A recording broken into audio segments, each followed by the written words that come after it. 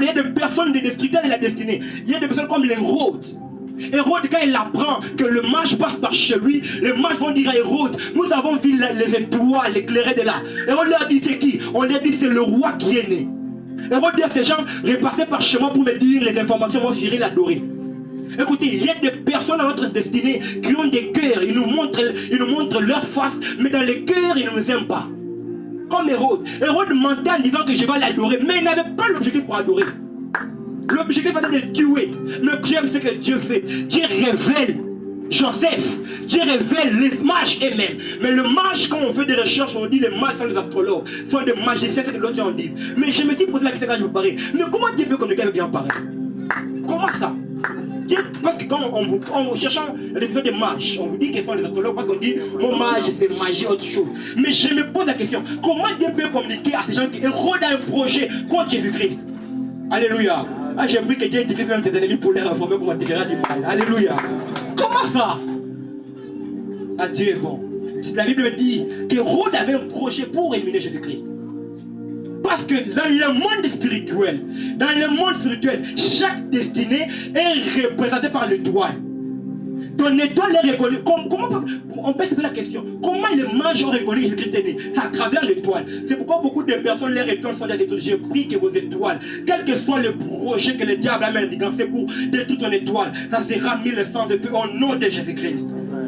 Alléluia. Dans le domaine spirituel, chaque destinée est représentée par une étoile.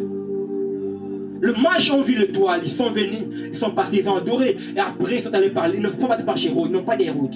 Hérode a eu la colère. Ah, Hérode a appliqué une loi. Je vais revenir sur les lois après. Il a appliqué une loi. Vous savez pourquoi il voulait combattre Jésus-Christ? Parce que tu dois comprendre une chose. La grandeur de ta destinée dépend aussi de la grandeur de tes combats. Quand tu as des petits combats, ta destinée aussi est comme ça. Alléluia. Est-ce qu'on parle pour la gloire de Dieu? Quand la grandeur de ta destinée détermine aussi la grandeur de tes combats. C'est pas j'aime ce que les frères Dieu disaient sur le grand esprit. Si le diable nous combat aussi en capacité de nos prières. Quand tu as de prier 10 minutes, il sait que vous savez, le combat que le frère a et l'autre frère c'est différent. C'est la grandeur de ta destinée qui détermine la grandeur de tes combats.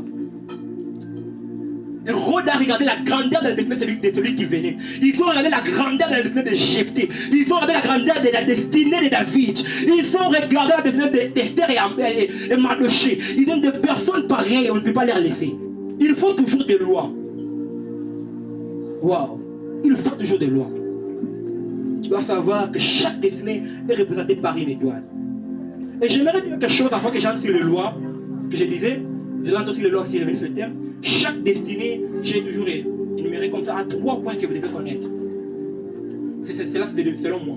Il y a le point de départ, le point du milieu et le point de la fin. Le point de départ, c'est le point de commencement. Sache que ta vie a un commencement. Et le point du milieu, c'est le point des circonstances. Et le point de la fin, c'est le point de l'accomplissement. Tu dois savoir que ta destinée a un point de commencement. Et au milieu, avant qu'on arrive à l'accomplissement, il y a des circonstances, des mois que tu pourras traverser. Je prie, quelles que soient les circonstances de ta destinée, tu arriveras au temps de l'accomplissement. Quel que soit le blocage de ta destinée, tu arriveras à un point où tu vas te jouir de l'accomplissement de ta destinée. Oh, la Bible me dit ceci. C'est ce que la prophétie dit.